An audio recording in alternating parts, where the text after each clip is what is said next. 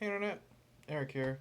It's Bloody Sunday once again. I've said this many times, but if you don't know what Bloody Sunday is, my buddy Corey over at the Need Gore YouTube channel has created this concept where every Sunday you pick a specific death from a movie, TV show, cartoon, video game, what have you. You pick a specific death and you just make a short, sweet video just describing it.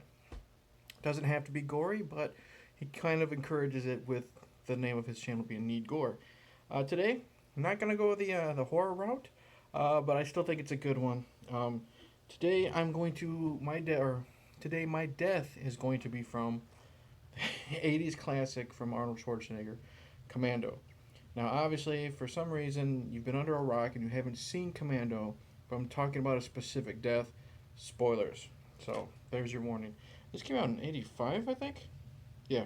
Anyways, basic plot of Commando is it's basically Taken before Taken was even thought of. Arnold Schwarzenegger is one of these best special ops type of characters. What does it say he is? He's a colonel in the special forces. His daughter is kidnapped, and he is forced to kill some big wig, some big political person. Of course, he decides not to and goes on a rescue mission to save his daughter, and everybody fucking dies. And speaking of everybody, the death I'm going to discuss about today is Cooke, played by Bill Duke, the scariest black man you'll ever see on film.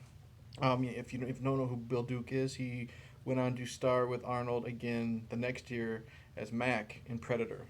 But in this, Bill Duke plays one of the heavies, one of the bad guys. Um, he is the second main thug that Arnold kills. Arnold plays John Matrix. And what has happened here is they find out that they just killed Sully. Sully is David Patrick Kelly from like The Crow and The Warriors. And anytime you need like a Weasley character, you get David Patrick Kelly.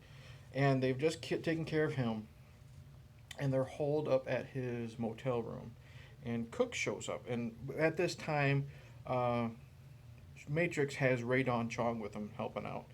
And what happens is they know Cooke's come, and they're pretending that since David Patrick Kelly's character Sully likes the ladies, he usually gets hookers or tries to pick up on them.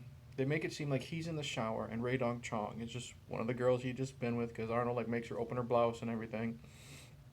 And Arnold hides, and Mac knocks on the door, and Radon Chong answers, and oh, Sully's in the shower, let me in.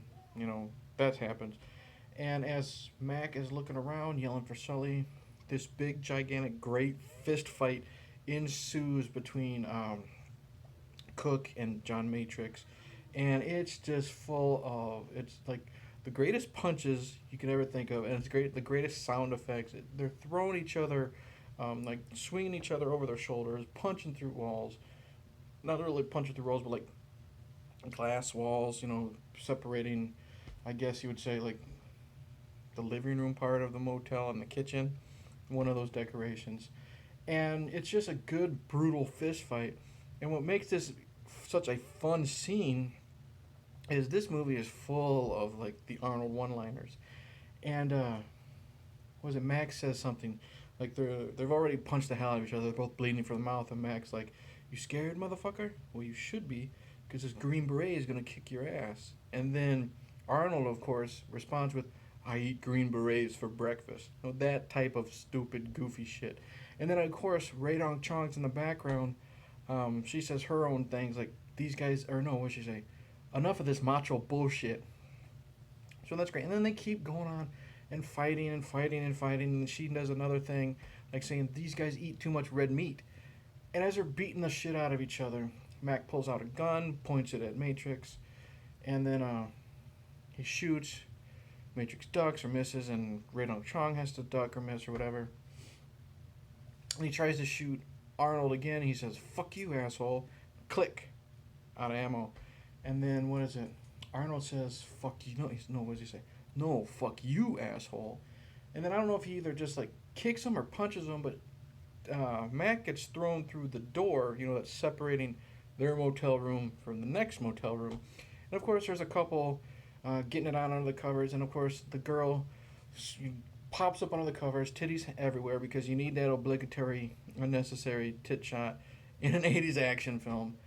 And they're fighting in the room again, and I don't know again. If I think Arnold uppercuts Cooke, and Cooke flies through the air, and boom, he lands, and you hear this this gasp, which I don't know if it's Radong Chong saying it, or I don't know if it's Cooke saying it, and you get this close up, and Cooke has fallen on a table, like a table or a desk that has been turned upside down, and you see he's been impaled, like literally through the chest. Of it's a great shot of like a close up of Cooke's body, and you just see this fucking table leg like impaled through his chest.